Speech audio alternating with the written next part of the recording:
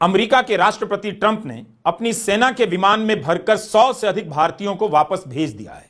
आप कह सकते हैं अवैध भारतीयों को लेकर यह विमान आया है, इसमें गलत क्या है? जो किसी देश का कानून तोड़ेगा या तो गिरफ्तार होगा या वापस किया जाएगा। मगर क्या बात इतनी ही है? अगर यही बात है तो फिर उस विमान तक मीडिया को क्यों नहीं पहुंचने दिया गया? विमान के भीतर की तस्वीरें कहां हैं? देश देखता कि उन्हें बेड़ियों में डालकर लाया गया है या हार पहनाकर। अमेरिका का सैनिक विमान भारत की धरती पर उतरा है और इसमें किसी को शर्म नहीं आ रही। इस वीडियो को पूरा देखिएगा।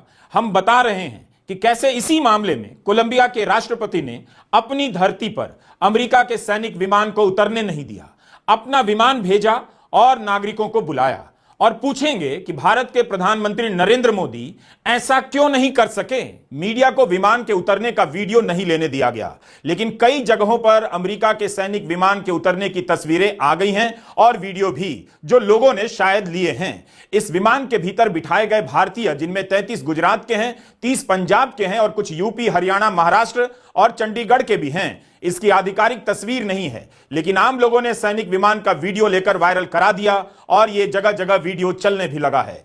किसी भी देश के लिए यह शर्मनाक है कि उसकी धरती पर दूसरे देश का सैनिक विमान उसके ही नागरिकों को अपराधी की तरह लेकर उतरे।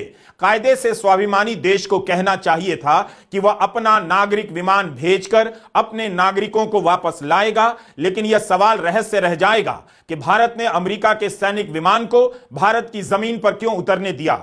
इस सवाल पर चुप्पी क्यों पसरी हुई है? गोदी मीडिया इस शर्मनाक खबर को बैलेंस करने के लिए बता रहा है कि अमेरिका ने केवल भारत नहीं बल्कि मैक्सिको, कोलंबिया, ग्वाटेमाला के अवैध माइग्रेंट भेजे हैं। आज मोदी सरकार की तारीफ में यह गोदी मीडिया भारत को मैक्सिको और ग्वाटेमाला की कतार में खड़ा कर रहा है, लेकिन उसमें भी यह नहीं बताया जा रहा है कि कोलंबिया ने क्या किया जब अमेरिका अपने सैनिक विमान से उसके नागरिकों को भेजने वाला था। कोलंबिया के राष्ट्रपति गुस्तावो पेट्रो ने अमेरिकी सेना के विमान को लैंड करने की अनुमति नहीं दी। उन्होंने कहा कि प्रवासियों को हथकड़ियों में डालना उनके साथ अपराधियों जैसा बर्ताव करना है, यह उनकी गरिमा का हनन है और सेना की यह कार्रवाई प्रोटोकॉल का उल्लंघन है। जब ट्रंप ने टैरिफ लगाने की धमकी दी तब कोलंबिया के राष्ट्रपति पेट्रो को पीछे हटना पड़ा, मगर तब भी उन्होंने अपने नागरिकों को देश वापस लाने के लिए अमेरिका तक अपनी वायुसेना के विमान भेजे।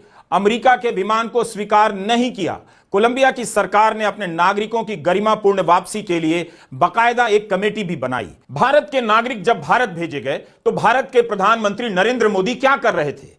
प्रयागराज में मुख्यमंत्री योगी आदित्यनाथ के साथ गंगा की सैर कर रहे थे, स्नान कर रहे थे, पूजा अर्चना कर रहे थे।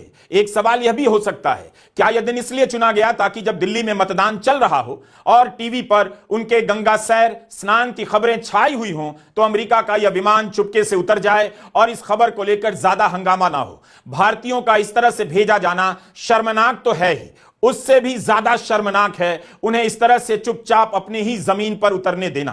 भारत के प्रधानमंत्री मोदी वह साहस नहीं दिखा सके जो कोलंबिया के राष्ट्रपति गुस्तावो पेट्रो ने दिखाया। कोलंबिया के ऐतराज के बाद नागरिक विमान से कोलंबिया के नागरिक लाए गए, तो भारत के नागरिक क्यों अमेरिका के सैनिक विमान से लाए गए?